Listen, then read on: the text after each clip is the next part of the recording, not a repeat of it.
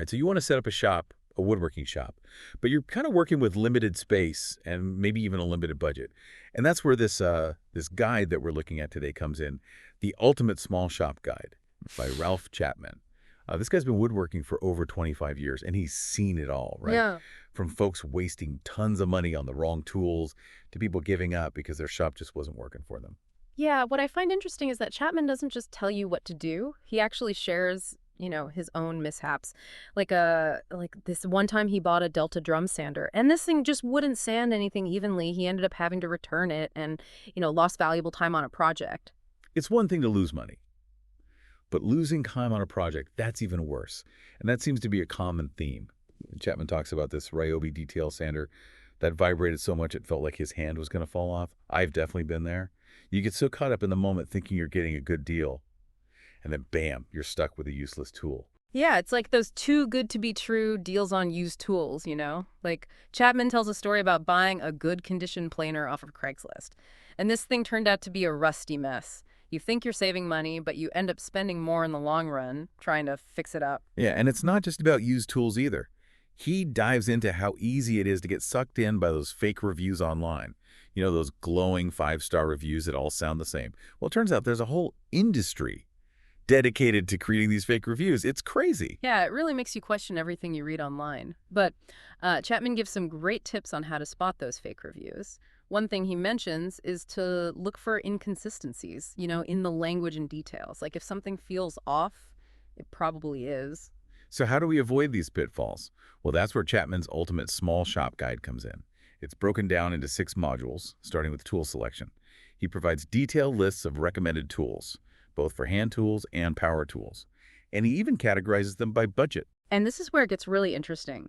He has this secret source for discounted tools. It's an online retailer that most people haven't even heard of. Apparently, they offer incredible deals on high-quality tools. Wait, hold on. Before we get too deep into the guide, I'm curious about this secret source. Is it really that much cheaper than the big box stores?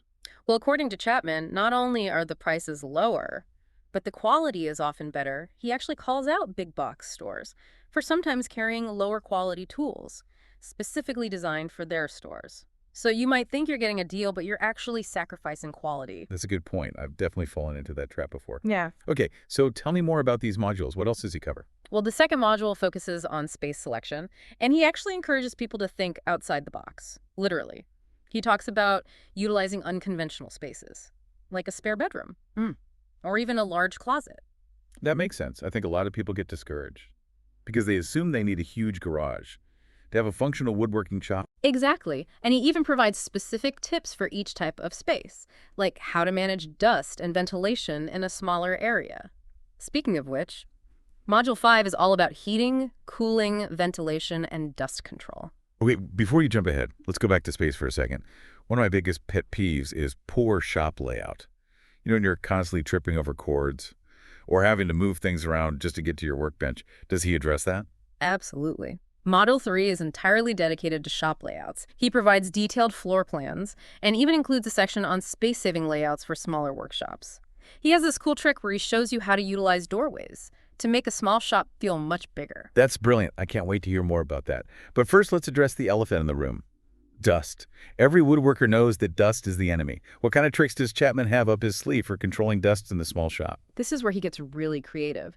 He actually reveals this super simple trick that costs only $3 to ensure clean air, even if you don't have traditional ventilation. I don't want to give too much away, but it involves a box fan and some furnace filters. Wow, that's clever. I'm guessing he also recommends specific shop vacs. Of course. He has a whole section on shop vacs, breaking down the pros and cons of different models and helping you choose the right one for your needs and budget. This is all starting to sound really good. I'm starting to see how he's really trying to save people time and money. But what about the noise? I've always worried about annoying my neighbors with loud power tools. That's a valid concern. And Chapman addresses it head-on in Module 4, which covers electricity, lighting, and soundproofing. So does he recommend building a soundproof booth or something? Actually, he offers more practical solutions. He talks about using strategically placed sound-absorbing materials and even provides a list of low-noise tools. He also talks about being mindful of your neighbors and scheduling your loudest work for times when they're less likely to be bothered. That's really thoughtful. It's clear that he's thinking about every aspect of the woodworking experience. Okay, so we've covered tool selection, space, layout, dust control, and noise. What's left? Well, there's one more crucial module, workshop safety. This is where Chapman really drives home the importance of being proactive and preventing accidents. He covers everything from fire prevention to cable tripping hazards and provides a 10-item safety checklist that every woodworker should follow. Safety is definitely something you can't afford to overlook. So tell me, does Chapman actually show examples of what these small shops look like in real life? Yes, he includes customer testimonials and even photos of workshops that his students have set up using his methods.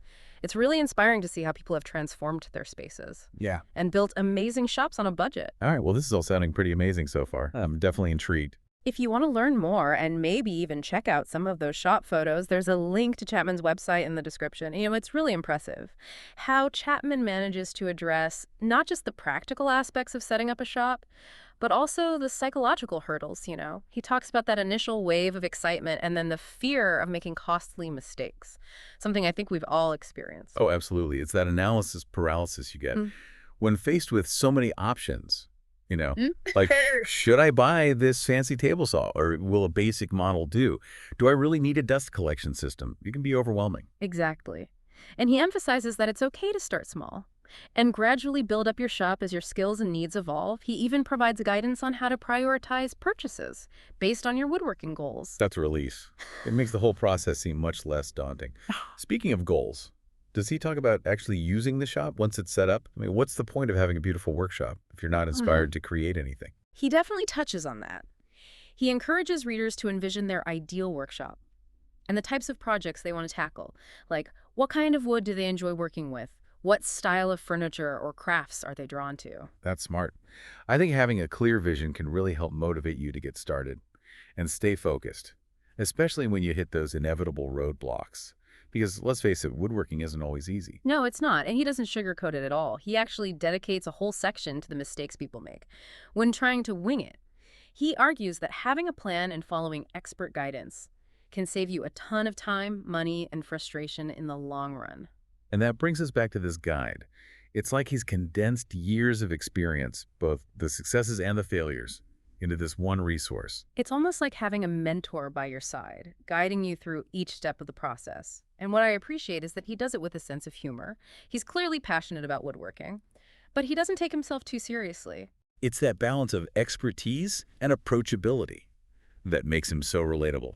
Okay, but let's get down to brass tacks. We've talked a lot about the guide itself. But what about the cost? Is it worth the investment? Well, he actually does this interesting cost-benefit analysis, where he compares the price of the guide to the potential costs of making common mistakes. For example, if you buy a bad tool and have to replace it, that's not only a financial loss, but also a loss of time and potentially even a safety hazard. That's a good point. It's easy to get caught up in the sticker price of a tool without considering the long-term costs. So is he saying that the guide will pay for itself by helping you avoid these mistakes? Essentially, yes. And he even sweetens the deal by offering some pretty amazing bonuses. When you purchase the guide, you also get access to his workshop cheat list, which is packed with tips for saving money on lumber and tools. Okay, I'm listening. Tell me more about this cheat list. What kind of secrets are we talking about? Well, he reveals insider tips like how to score free lumber from unexpected sources, find incredible deals on premium lumber directly from sawmills, and even get free tools delivered to your doorstep every month. Hold on. Free tools? Every month? How's that even possible? Well, he doesn't reveal all his secrets, but he does mention partnering with certain online retailers who offer these incredible deals to his readers. It's all about knowing where to look and who to connect with. That's amazing. I mean, even if you only get 1 or 2 free tools a year, that's still a significant saving. Okay, what's the other bonus? He also offers a deal alert service, where he personally notifies you about time-sensitive discounts on tools and supplies. He scours the internet for the best deals and then sends out alerts to his subscribers. So it's like having a personal shopping assistant for your woodworking needs. Exactly. He's constantly on the lookout for ways to save you money and help you get the best bang for your buck. All right, this is all starting to sound really compelling. So let's recap. You get the ultimate small shop guide with all 6 modules, the workshop cheat list, and the deal alert service, all for one price. What's the catch?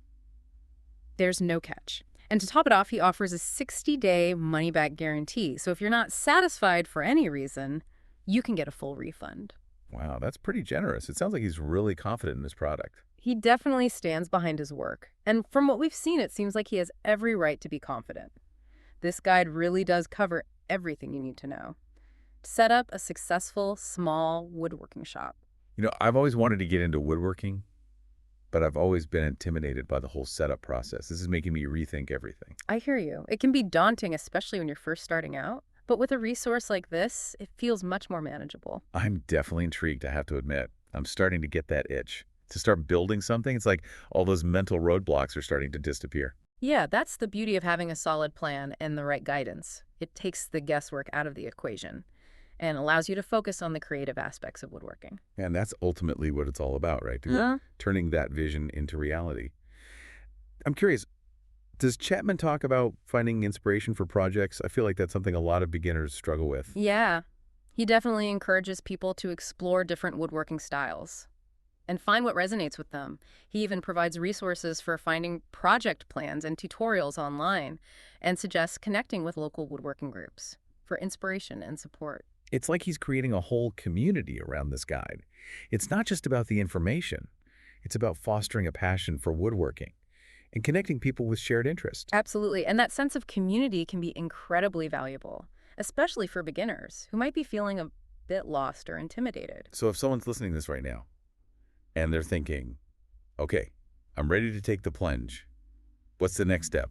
Well, the first step would be to check out The Ultimate Small Shop Guide by Ralph Chapman. There's a link to his website in the description, where you can find all the details about the guide, the bonuses, and the guarantee. It sounds like he's really thought of everything. And with that 60-day money-back guarantee, there's really no risk involved. Exactly. You have nothing to lose. And a whole world of woodworking possibilities to gain. I don't know about you, Yeah.